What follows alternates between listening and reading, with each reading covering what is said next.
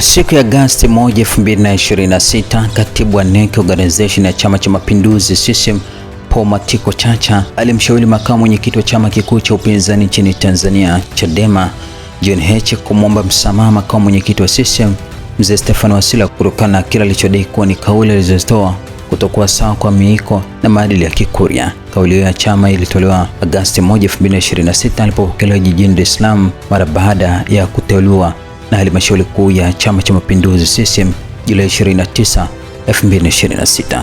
Kufuatia kauli hiyo ya Paul Matiko Chacha, makamu mwenyekiti wa chama kikuu cha upinzani nchini Tanzania John Heche ameibuka na kuzungumza machache. John Heche kupitia kurasa zake za mitandao ya kijamii aliandika ujumbe akiambatanisha na picha za Jaji Sinde Warioba pamoja na Paul Makonda, huku Paul Makonda akionekana kumvuta Jaji Sinde Warioba. Katika ujumbe huo John Heche alisema, nimesikia kijana wa CCM anasema mimi kumwambia mzee wetu Wasira staafu kwa sababu ya umri mkubwa ni matusi. Pia huyo kijana amesema yeye ni kijana kutoka mkoa wa Mara.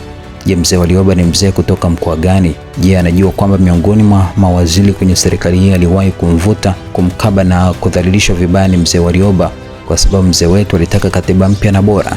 Huyo kijana kwa kudhalilisha mzee wetu, chama chao kimempa vyeo vingi kama zawadi: ukuu wa wilaya, ukuu wa mkoa, uenezi wa CCM, uwaziri na ubunge wa kupewa. Je, kwa huyu kijana anayejiita wa mkoa wa Mara kumwambia mzee kustaafu kwa sababu kuwa anasinzia kwenye vikao na mambo ya msingi yanampita ni matusi kuliko mtu anayepiga wazee? Je, huyu kijana amewahi kukemea tukio la mzee Warioba kudhalilishwa?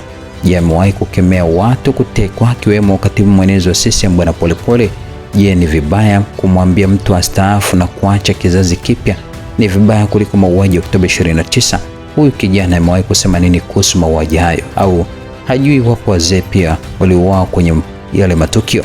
Anaandika hivyo John Heche katika ukurasa wake wa mtandao wa X pamoja na kurasa zake nyingine za mitandao ya kijamii.